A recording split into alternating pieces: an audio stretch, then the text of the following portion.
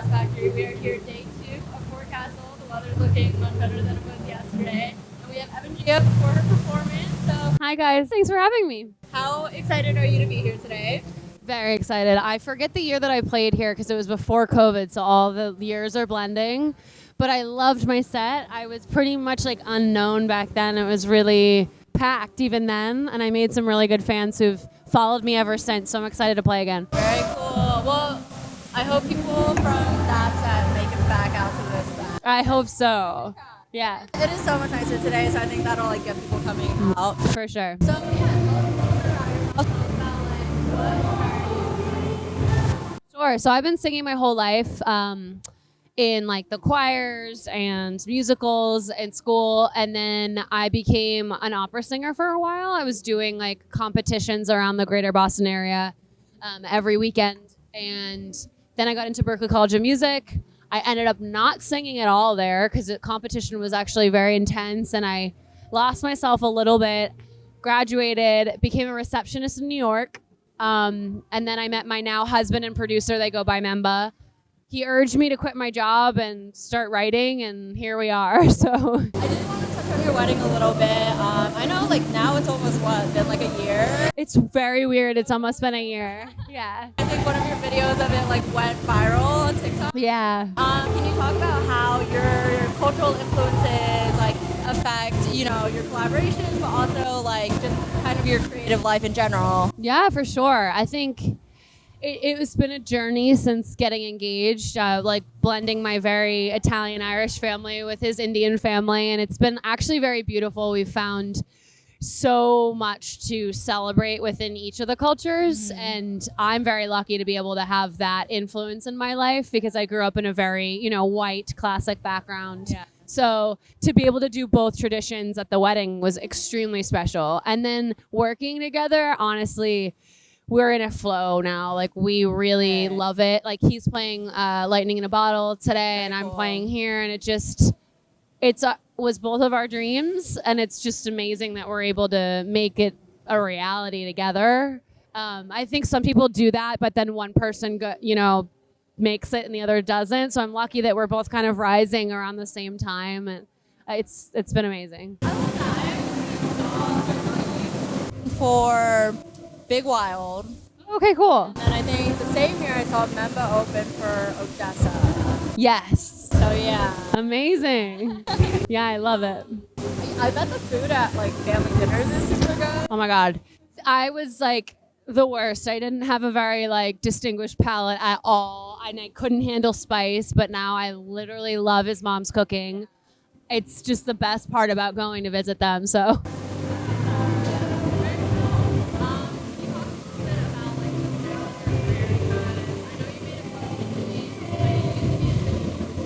yeah.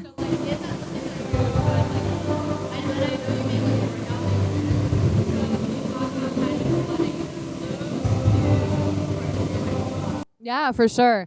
So yeah, before I was able to, I quit my receptionist job. I needed a job in between because I, couldn't make a living off of music yet, but I knew I wanted to try, and I needed the flexibility of the hours.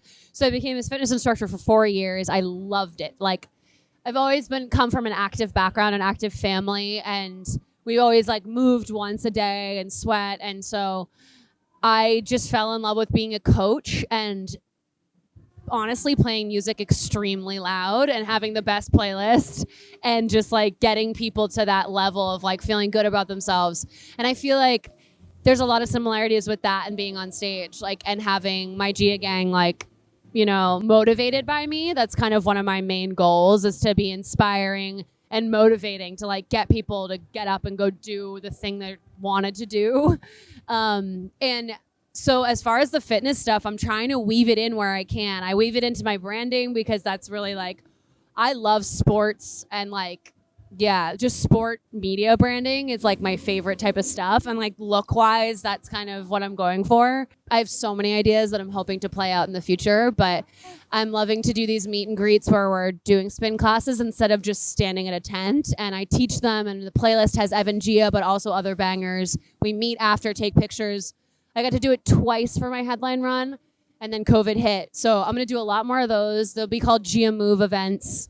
And then eventually, hopefully, a these big events where I'm on stage, there's spin bikes in the crowd, and yeah, I promise there'll be a lot more to come on that, but that's like the overall dream for the vision of the brand.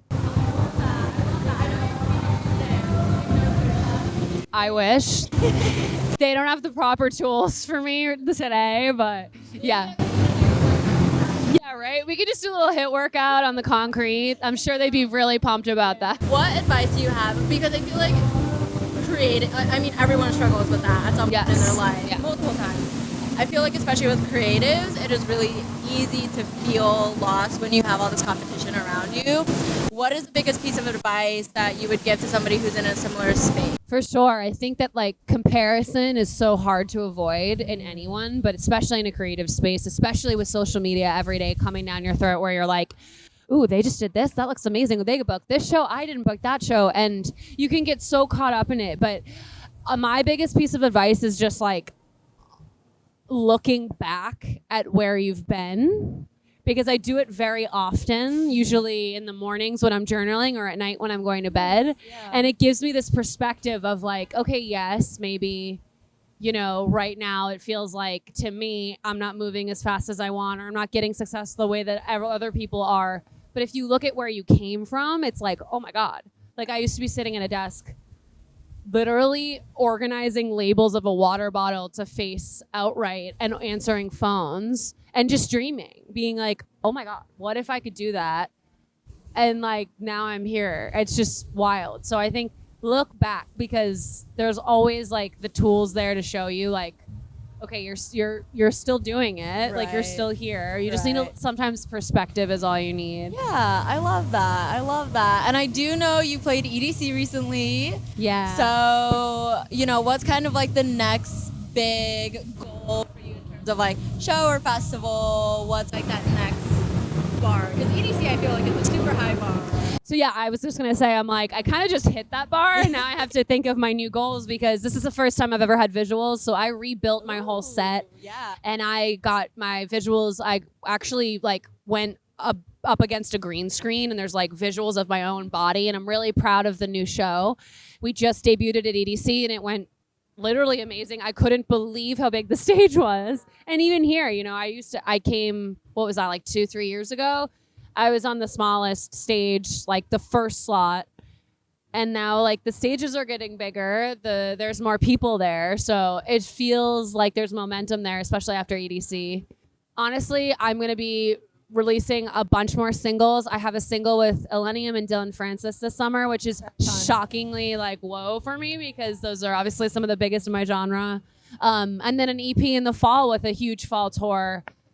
And that's really what I have like in the horizon. It's nice. Will we get to see your visuals today? Yes, I'm excited. Okay, so first one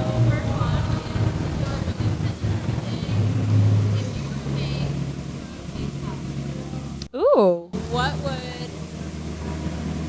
would you make? Oh my gosh, this is good. I thought you were gonna ask ingredients. So like I had those going and I was like, oh, like vanilla, and then I would name it GIIA Sweat, because that's kind of like my whole, I have a huge playlist that's named that, and I have GIIA Move, GIIA Sweat, I think, or Endorphins by Evan GIIA. I love anything coconut. So I'd want like a coconut milk. I like creamy stuff, maybe vanilla and turmeric. Like I just like, there's a golden milk. Have you ever tried it? It's like hot. It's so good. It's like, I don't drink caffeine, so it's the closest I can get to it. Something of that consistency with like turmeric, coconut, milky. I would probably do that. Yes. And where are you going to bring? In Boston, actually. So, if you were to move to another city, anywhere in the world, don't worry about like rent or any of that stuff. What would be like your dream city? who I have to say, because I tour so often, that I've been everywhere in the U.S. and I am obsessed with my neighborhood. I live in Brooklyn, New York, in Williamsburg. I'm sorry, I'm biased. There's no better place on earth. But I think abroad, I would do something like on the ocean. Like the one thing I don't get out of New York is like the nature. Like I'd love to wake up in the morning, go for a hike, swim in the ocean, and then start my day. So something on the coast.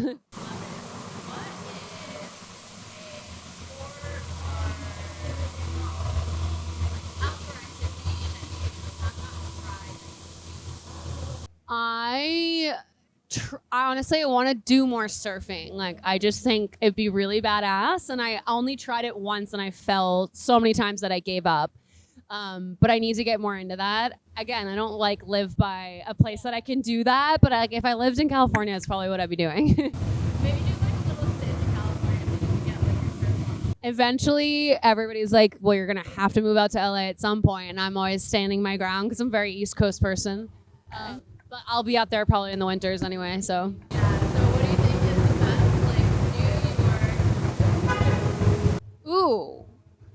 Oh my God. I mean, I think everything is amazing there. I mean, you got to say the bagels and the pizza. Because, like, bread is, like, a main food group for me. It's, like, all I eat, so. I mean, I know everybody would say that, but honestly, the pizza and the bagels. Like, say you lived on a farm and just God, that sounds really nice.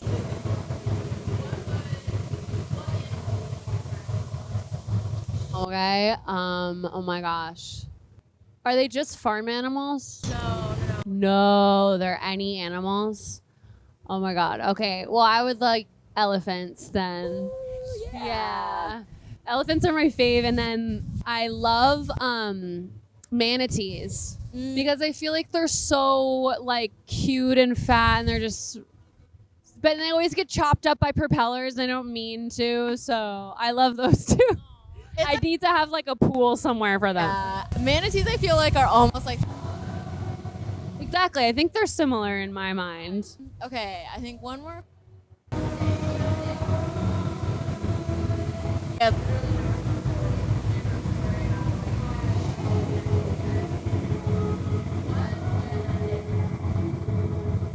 It's gonna be really boring, but to me, it's like heaven. I would like wake up around like 10:30. I would immediately go downstairs, sit on my balcony because it's a nice day out, write in my journal, and then I do my movement, either a Peloton treadmill class or a Pilates class. My husband would wake up, we'd go walk and get my turmeric milk thing, and then sit in the park, which was like right near our house. Probably come back, eat a really big sandwich, and then have plans later, but like later, so we could lay on the couch, watch some shows for a little bit, and then get ready, go out in the city at some like bar or club, and yeah, with my friends. Nice. I know I said that was the last question, but what's your toppings? Oh, I love sandwiches, and I grew up on them, so. We have a sandwich that's like, we make it all from scratch. So you get the best bread that you can, usually sourdough. And then I like Chipotle chicken breast, which is like thinly sliced, pepper jack cheese, lettuce, spicy mustard, and then some like banana peppers with sour cream and onion Lay's and a Fresca. That's like my favorite meal. Would the Lay's be on the sandwich? Or? You also crumple them on, but you also have them on the side, and you have to have enough chips to eat everything all at once. You know what I mean? Gotta have a good ratio. Okay, very cool. Is there anything else you would like to share with us today? I just released my song Rabbit Hole, which was literally less than a week ago. And usually people like forget about it after that. But like, no, I just released a song. So go check it out. It's a song about kind of not taking no for an answer and pushing, even though there's been a lot of obstacles along the way. So I hope people can like understand the sentiment behind the lyrics and like literally put it on and feel super badass. So thank you. It was nice to meet you. Really appreciate it. Thanks.